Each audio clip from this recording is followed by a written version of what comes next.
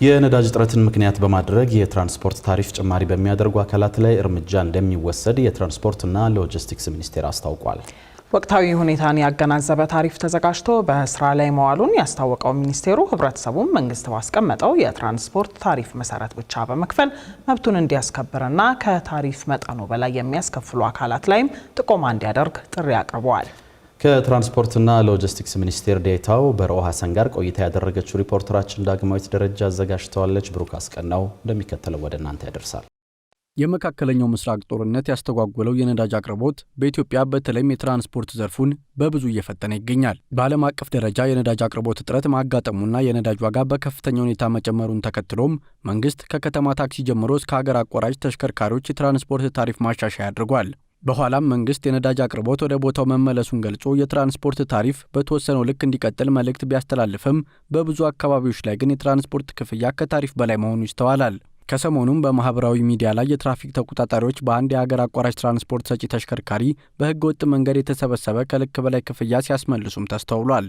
የትራንስፖርትና ሎጂስቲክስ ሚኒስቴርም እንዲሁ አይነት ተግባር ተጠያቂነትን የሚያስከትል መሆኑን በመጥቀስ በዚህ ህገወጥ ተግባር ላይ በተሰማሩ አካላት ላይ እርምጃ እየወሰደ መሆኑንም ገልጿል። ከዝግጅት ክፍላችን ጋር ቆይታ ያደረጉት የትራንስፖርትና ሎጂስቲክስ ሚኒስትር ዴኤታ በረኦ ሀሰን ከከተማ ታክሲ ጀምሮ እስከ ሀገር አቋራጭ ተሽከርካሪዎች ድረስ ተግባራዊ የተደረገው ታሪፍ ጥናት ተደርጎበት የተዘጋጀ መሆኑን አንስተው ህብረተሰቡ በዚህ ታሪፍ መሰረት ብቻ እንዲከፍል ጥሪ አቅርበዋል።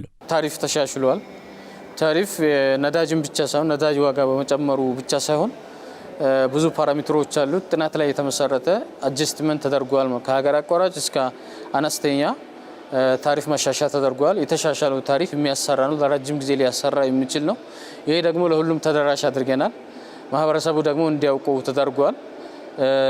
በዋናነት ማህበረሰቡ ታሪፉ የተሻሻለ መሆኑን አውቆ በመንግስት ደግሞ አናውንስ የተደረገው ታሪፍ ተጠቃሚ መሆኑ ላይ መብቱ መስጠበቅ አለበት ብዬ አስባለሁ። አሽከርካሪዎችም የሚያገለግሉት ህብረተሰባቸውን መሆኑን ተገንዝበው ከእንዲህ አይነቱ ድርጊት እንዲቆጠቡና መንግስት በወጣው ታሪፍ መሰረት ብቻ እንዲያስከፍሉ ነው ሚኒስትር ዴኤታው ያሳሰቡት።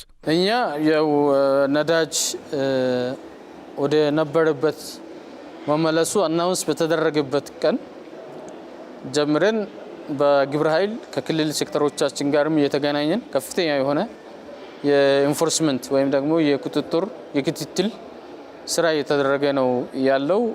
ከኢንፎርስመንት ተቋማት ጋር ከፖሊስ፣ ከትራፊክ አጠቃላይ ደግሞ ከትራንስፖርት ቁጥጥርና ስምሪት ሴክተር ጋር በጋራ በቅንጅት የተሰራ ነው ያለው።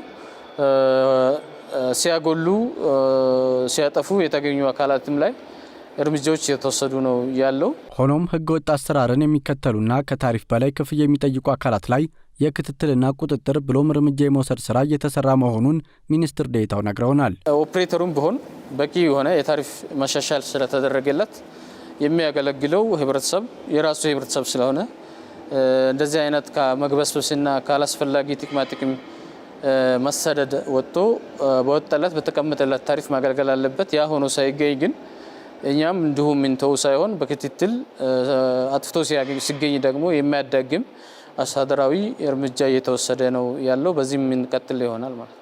ህብረተሰቡም በበኩሉ በታሪፍ መሰረት የመክፈል መብት እንዳለው ተረድቶ ያለአግባብ ክፍያ ሲጠየቅ ከመክፈል እንዲቆጠብ ሚኒስትር ዴኤታው በረኦ ሀሰን ገልጸው ከታሪፍ በላይ ክፍያ የሚጠይቁ አካላት ላይም ለህግ አካላት በመጠቆም ኃላፊነቱን እንዲወጣ ጥሪ አቅርበዋል። ህብረተሰቡ መብቱን ማወቅ አለበት፣ መስጠበቅ አለበት፣ መከራከር አለበት።